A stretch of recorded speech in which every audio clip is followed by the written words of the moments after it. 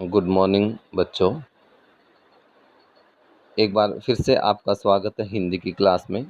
अयोध्या सिंह उपाध्याय हरिओद का कल हमने जीवन परिचय किया था और आज हम उसके कुछ पहरे पढ़ेंगे जो कविता है पवनदूती।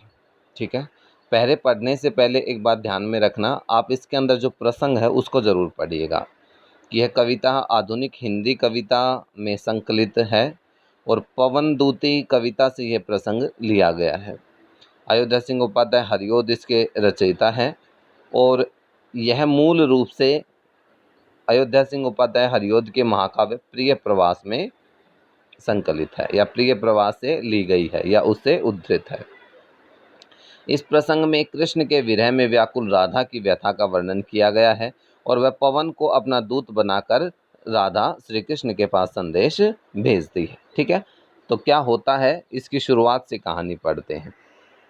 कह रहे हैं कि नाना चिंता सहित दिन को राधिका थी बिताती, आंखों को थी सजल रखती, उन्मना थी दिखाती।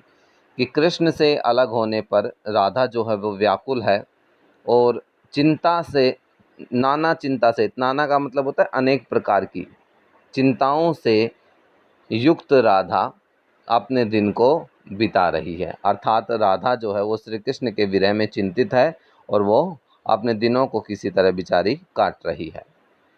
आँखों को थी सजल रखती, उन्मना थी दिखाती, वो हमेशा अपनी आँखों में पानी रखती थी अर्थात आंसू रखती थी। वो हमेशा रोती रहती थी और हमेशा उदास रहती थी। शोभा वाले जलद वपु की हो रही चातकी थी, उत्कंठा थी परम प्रबल वेदना वर्धिता थी। शोभा वाले जलद वपु की हो रही चातकी थी, इसका मतलब यह है कि जिस प्रकार एक चातक होता है वो हमेशा बादल का वेट करता है, बादल की प्रतीक्षा करता है, वो हमेशा बादल की बूंदों की प्रतीक्षा करता है, उसी प्रकार जो राधा है वो भी श्री कृष्ण की प्रतीक्षा कर रही थी।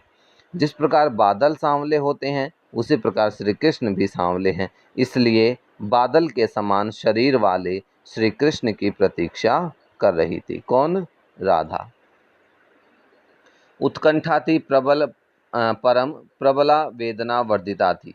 उसके हृदय में विरह के कारण एक उत्कंठा का मतलब एक तरह से यदि मैं कहूँ कि इच्छा, किसी से मिलने की इच्छा है वो तेज हो रही थी। श्री कृष्ण से मिलन की जो इच्छा है वो उसके हृदय में तेज हो रही थी और उसकी जो वेदना है यानी कि उसकी जो पीड़ा है वो और भी अधिक बढ़ रही थी। वो श्री कृष्ण से मिलना चाहती थी, श्री कृष्ण से मिलने के लिए उसकी वेदना जो है, उसकी जो इच्छा है वो और भी तेज हो उठी थी। और कहने का मतलब यह है कि वो श्री कृष्ण से मिलने के लिए और भी आतुर हो उठी थी।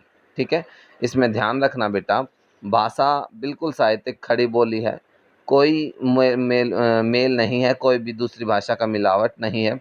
हाँ, तत्सम और तद्भव शब्दों का जरूर प्रयोग किया गया है। इसमें प्रसाद गुण और माधुर्य गुण दोनों हैं और वर्णात्मक शैली का प्रयोग किया गया है। ठीक है, इसमें आत्मकथात्मक शैली का वर्णन भी कर सकते हो। क्यों? क्योंकि इसमें राधा अपने बारे में बता रही है। और ध्यान रखना, इस पूरी कविता में, पूरी की पूरी कविता में मंदाक्रांता छंद है, ये जरूर लिखना है। इस पूरी कविता में कौन सा छंद है? मंदाक्रांता छंद। अयोध्या सिंह उपाध्याय हरिओद ने देखो इतनी सुंदर कविता लिखी है और वो भी किसमें? मंदाक्रांता छंद में। अगला पैरा पढ़ते हैं, उसमें क्या बताते हैं देखो देखो।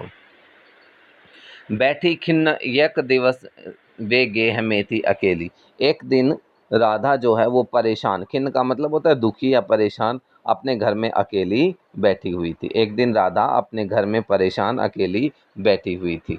आके आंसू दृग युगल में थे धरा को भिगोते और उसकी दोनों आंखों में से आंसू बह रहे थे और लगातार धरती को भिगो रहे थे।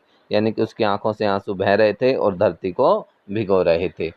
आई धीरे इस सदन में पुष्प सदगंध को ले, तभी उस घर में सुगंधित पुष्पों की सुगंधित वायु आने लगी। उसके कहने का मतलब वो जिस जगह पे बैठी थी उस जगह पर एक झरोखा था, वो आगे बात आएगी। उस घर पे घर के मतलब एक झरोखा, जिसको आजकल जो आपकी खिड़की विड़कियाँ होती हैं ना, उस टाइम में एक झरोखा हुआ करता था।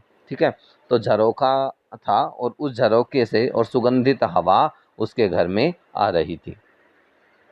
प्रातः वाली सुपवन इसी काल वातायनों से। देखो आ गया ना वातायन, वातायन का मतलब झरोखा, और प्रातः प्रातः सुबह सुबह और उस झरोखे से और सुगंधित हवा उसके घर में प्रवेश करती है। अब आप कहोगे सर ये इसका क्या महत्व है? अब यहाँ से हवा के संपर्क में आएगी राधा और इसी हवा के माध्यम से श्री कृष्ण के पास अपना संदेश भेजेगी, इसी पवन के माध्यम से। इसीलिए इस कविता का नाम भी क्या रखा गया है?